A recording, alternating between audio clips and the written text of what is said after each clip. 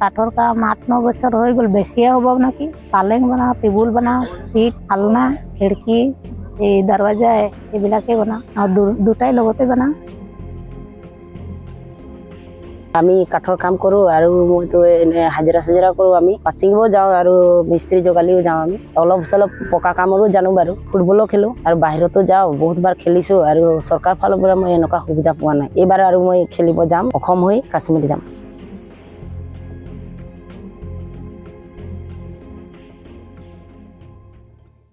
মোৰ নাম বালামদিনা হনুমান, মোৰ ঘৰ 2 নং খুমটা বামলাইন আৰু আমি কাঠৰ কাম কৰোঁ আৰু মইতো এনে হাজিৰা কৰোঁ। আমি পাত ছিঙিব যাওঁ আৰু মিস্ত্ৰী জোগালিও যাওঁ। আমি অলপ চলপ পকা কামৰো জানো বাৰু।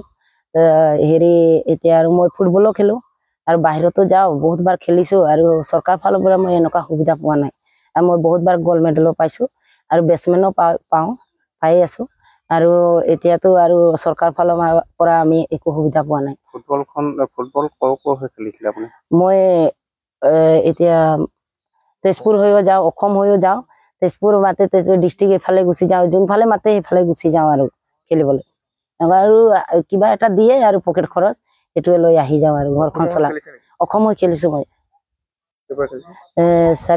3-4 মান 5 মান খেলিছোঁ আৰু ভেটানো খেলিলোঁ আৰু এইবাৰ আৰু মই খেলিব যাম হৈ অসম হৈ কাশ্মীৰ যাম। আপোনালোকৰ সমষ্টিৰ যিজন বিধায়কজন মন্ত্ৰীও হয়, আপোনাৰ খবৰ ৰাখেনে? নাৰাখে আমাৰ খবৰ। আপুনি খেলে বুলি জানে নাই তেখেতে? ইহঁতি জানে চাগে, মইতো ইমানকে নাজানো আৰু। ইহঁতি খেলত কেতিয়াবা মাতিলে ইহঁতি যায় যে, তেতিয়া গম পায় নে নাপায় মইতো সেইটো নাজানো। এতিয়া দিন হাজিৰা কৰি ঘৰখন চলাই আছো। মোৰ নাম নিচিয়া টপ। আপোনাৰ নাম? খুমটাই বামলাইন।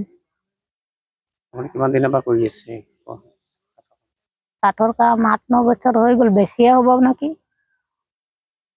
তেনেকে ঘৰখন চলাই আছে? তেনেকাই মানে ঘৰখন চলাই আছো আৰু। কি বনাই? কাঠ, পালেং বনাওঁ, টেবুল বনাওঁ, চিট, আলনা, খিৰিকী, এই দৰৱাজা এইবিলাকে বনাওঁ। এইবিলাক গাঁৱতে কৰে? গাঁৱতে কৰোঁ।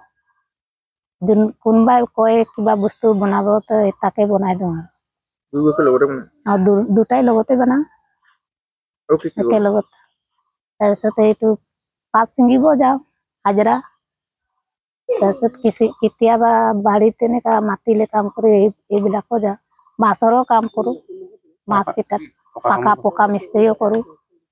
মানে যোনে মাতিলে ইফালে যাওঁ, যিটো কাম মাতিলে তাতে এইটোৱে কাম কৰি দিওঁ। আমি চবে কামেই জানো মানে।